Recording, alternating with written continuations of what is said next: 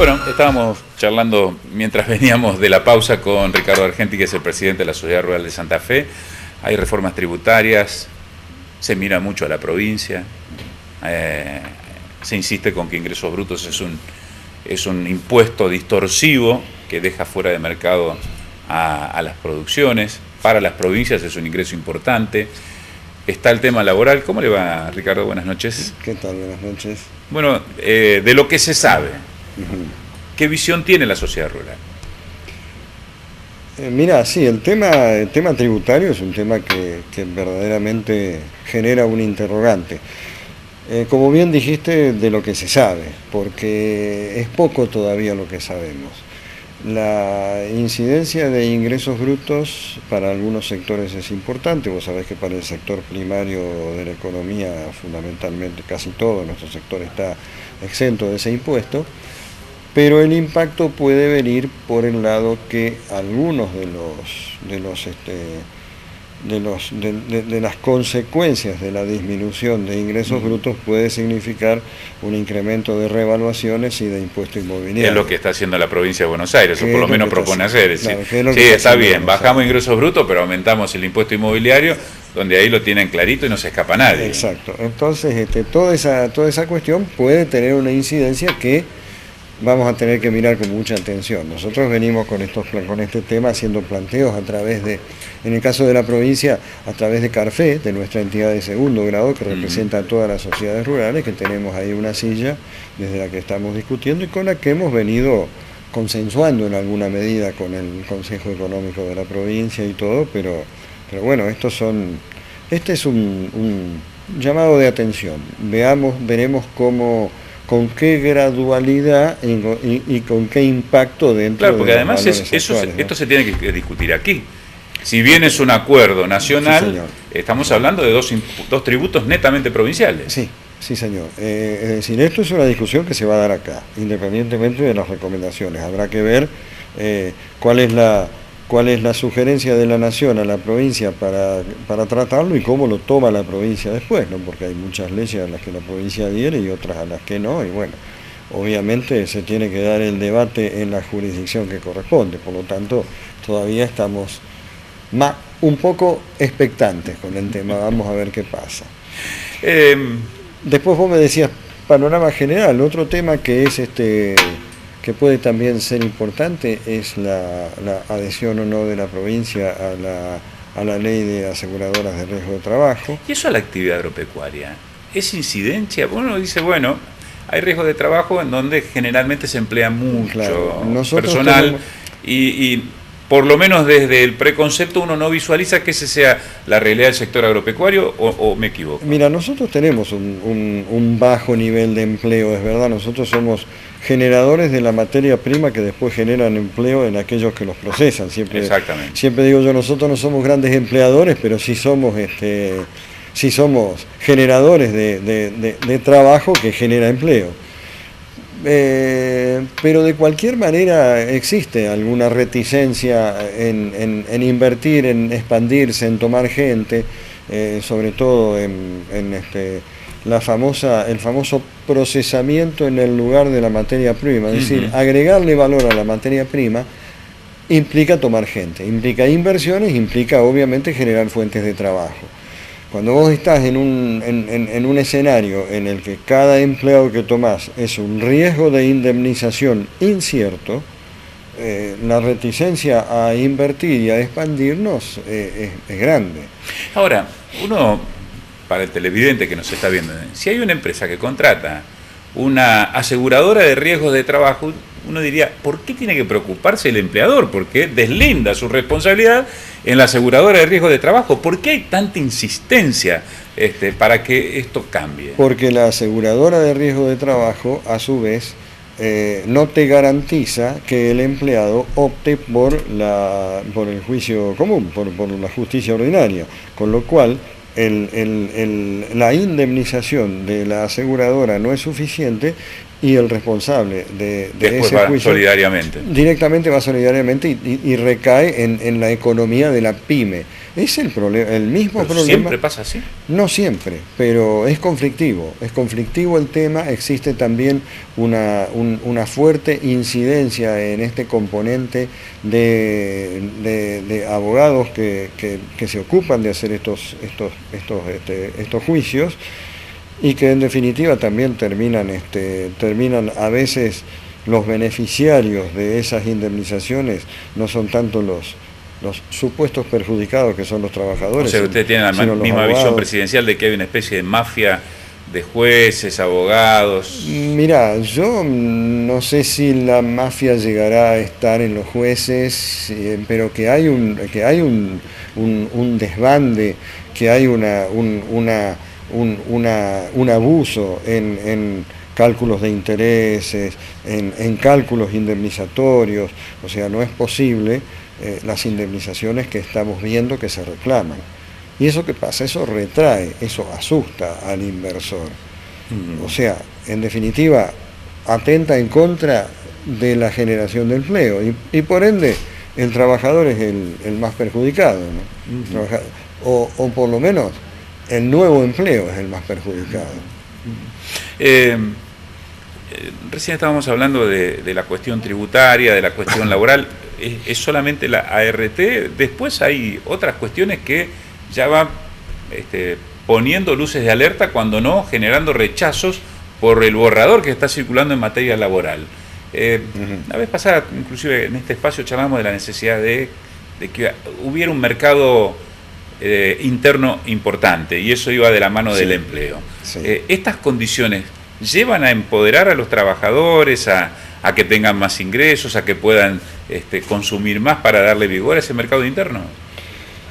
Se supone que esa es la intención del paquete de reforma, ¿no? De verdaderamente poder aumentar la oferta laboral, para la demanda laboral, perdón, para que la oferta se vea satisfecha y el desempleo de una vez por todas en este país empiece a bajar, y sobre todo el desempleo empiece a ser, el empleo empiece a ser empleo blanco y empleo con todas las cartas sobre la mesa, como tiene que ser.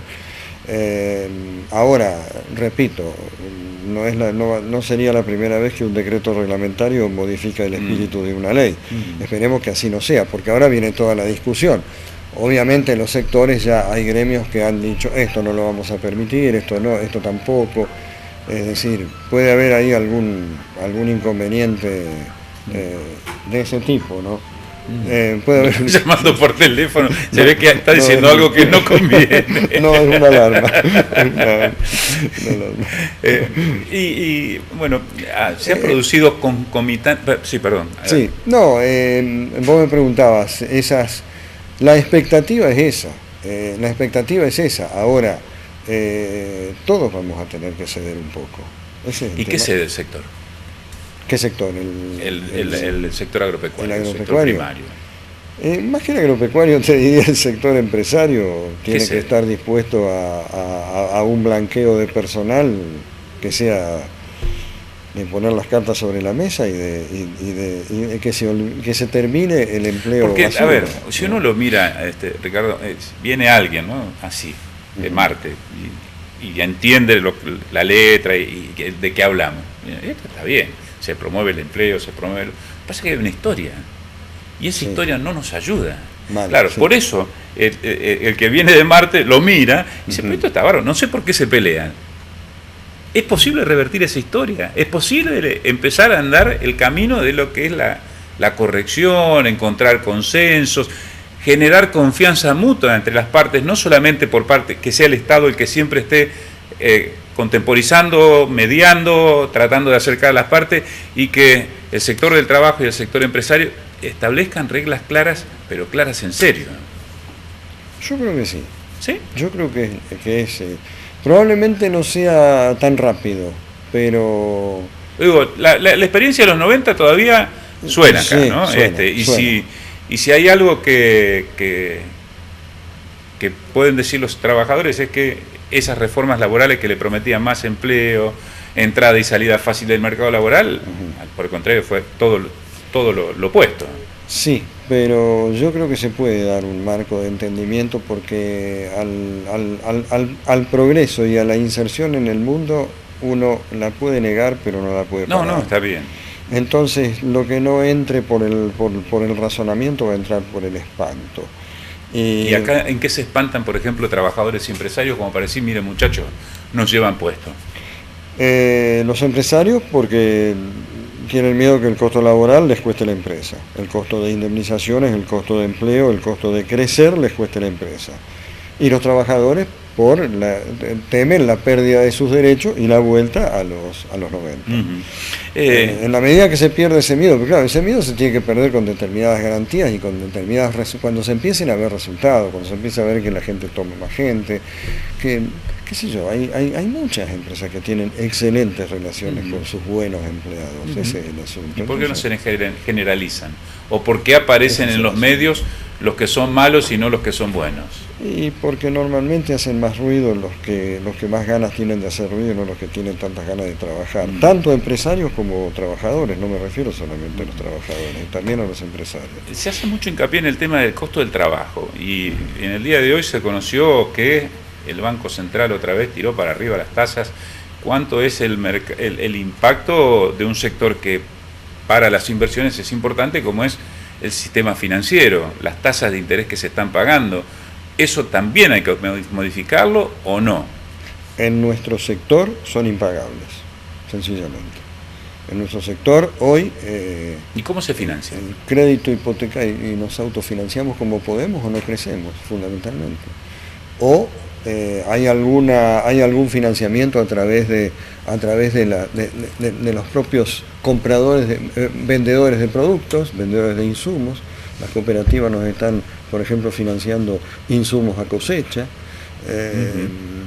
Hay algunas líneas de crédito de los bancos oficiales que son buenas, que son aceptables, pero lo mejor es tratar de autofinanciarse o trabajar.